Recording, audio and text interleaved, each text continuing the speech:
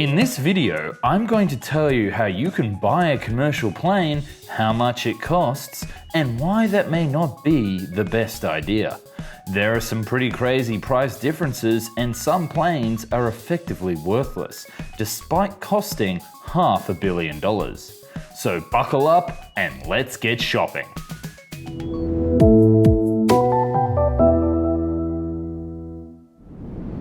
Here are the timestamps for each category, and here is a call to action to subscribe and a like button.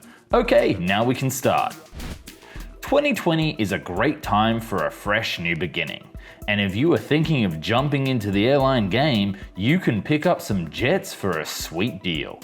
But how much do you need to actually put aside to buy an aircraft? And which plane is the cheapest today?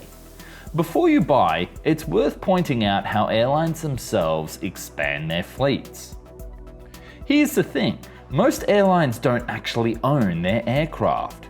They do what is known as a lease buyback, buying the aircraft off Airbus or Boeing and then selling it to a leasing firm.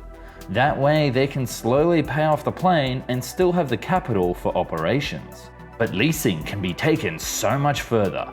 Airlines can also wet lease aircraft from a leasing firm. This means that they are hiring not only the plane, but the crew, fuel, and even the airline certificate. Technically at this level, there is nothing stopping you tomorrow from launching an exciting route from Why, Arizona to Why Not, North Carolina. But what is the actual value of an aircraft today? We see that airlines spend billions of dollars on airframes, but what is their order actually worth? Let's go from smallest to biggest with this year's figures. Again, this is not the list prices of the aircraft, but what the planes are actually worth today in 2020. The first on our list is the Airbus A220 series that can be owned outright from $29.7 to $35.3 million, or leased from around about $250K. The bigger A220-300 can be owned for $34 million and leased for around about $300K per month. Pretty good for a brand new 100-seater aircraft. Next up, we have the short-haul Boeing 737 and Airbus A320 series. These aircraft are perfect for domestic city trips like New York to Chicago or Melbourne to Sydney. Starting on the Boeing side, we have the Boeing 737-700 for $37.5 million, the Boeing 737-800 for $47 million, and the Boeing 737-900 for $49 million. It turns out that the Boeing 737-900 is worth almost double the 737-800 and a better investment for leasing in the long run. You will notice that the Boeing 737 MAX is absent despite having a list price of around about $120 million. This is because the aircraft is still grounded and thus worthless to airlines. As for the Airbus series, we have the A319, which is worth around about $36 million, the Airbus A320, which is worth anywhere from $2 million to $43 million depending on age and condition, and the Airbus A321, which is also worth $10 million to $50 million. These can all be rented for around about the same price of $300,000 per month. Then of course we have the latest version of the A320, the Neo series, which is worth $40 to $49 million brand new, or could be rented for around about the same price as the earlier models. This is because the aircraft can still technically perform the exact same function for airlines, and the savings aren't really worthwhile for lease companies to make a cut in the price. Of course, we should mention the Airbus A321 XLR, which stands for the ultra long range version, which can't be leased yet but only bought for $142 million in list prices. This aircraft hasn't reached the market yet, but it is a game changer at the longest range single aisle narrowbody on the market with a range of 4,700 nautical miles. That's it for the short-haul narrow-body aircraft. Now it's time to look at the big boys. Wide-body aircraft. Continuing with Airbus, we have the Airbus A330-200 and A330-300, worth around about $14 to $80 million brand new.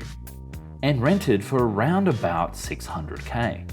There are also the two Neo versions of the A330, which can be bought new for around $300 million US. There isn't a second-hand market for the A330 Neo yet, so you can't really lease them or get them cheap. Although judging by the terrible sales of the Airbus A330-800 Neo, you could probably still pick that one up for a pretty penny. Back to Boeing, we have the Boeing 767-300 extended range, which can be bought depending on condition from $3.2 million all the way up to $35.5 million, and rents for roughly half the price of the Airbus A330. The Boeing 767 can't be bought brand new unless it's a cargo aircraft, which we'll get into later. Now for Boeing's new wide-body line, the Dreamliner. The Boeing 787-8 can be bought up for $124 million and rented for around about $1 million a month. The Boeing 787-9 is a little bit more expensive with a minimum price of $99 million. The Boeing 787-10, which has a list price of $338 million, doesn't actually have a secondary market since it's still quite new. A bigger version of the 787 is the 777 series. The earlier versions can go for around about $12 million to $44 million and rent for roughly the same price as the Airbus A330. However, the Boeing 777-300ER goes for a minimum price of $50 million, which is pretty staggering considering how old it is, and rents up to $1.3 million a month. This is because the aircraft is still very flexible and very popular, making up roughly half of Emirates' fleet.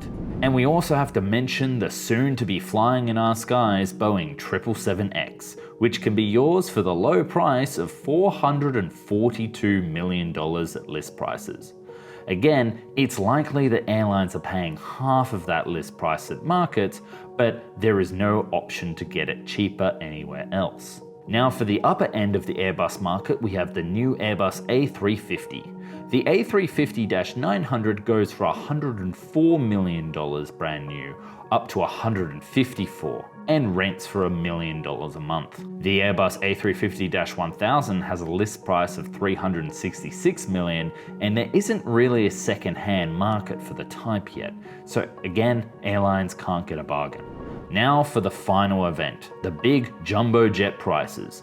Now these aircraft are the biggest, but they have the most crazy price differences when you look at their cost price and how much they're actually worth. Starting off, the former popular Boeing 747-400 can be bought for as little as $3.3 million up to $9.6 million, and rents for only $180K per month. The Boeing 747-8i, the most recent and last version of the Boeing 747, is $400 million new, but there isn't much of a second-hand market to snap up the aircraft today.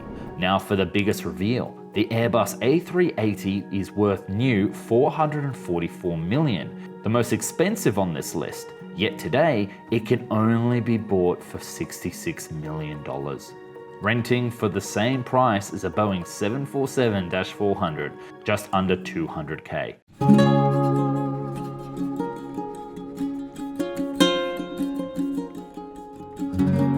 Now these numbers actually assume there's a second-hand market, but in many cases like the Airbus A380, there simply are no buyers despite having such a cheap price.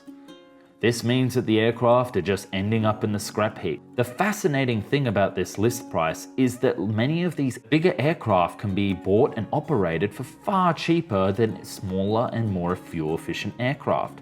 An airline could buy up a fleet of Airbus A380 aircraft for almost nothing compared to having the same fleet of Boeing 787-8 Dreamliners, and yet being able to transport nearly 4 times as many passengers per plane.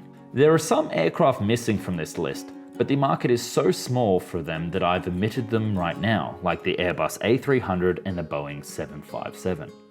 If you want to know how much a light aircraft under 100 seats costs and what freighter aircraft go for in 2020 today, then I've released a second video that you can see here. This market is a little bit different, and I realized it would be a bit too much to fit it into this video. And I've also included a complete list of all the aircraft with their worth prices below. Thanks for watching. Don't forget to leave me a comment below, or if you like, subscribe. See you next time.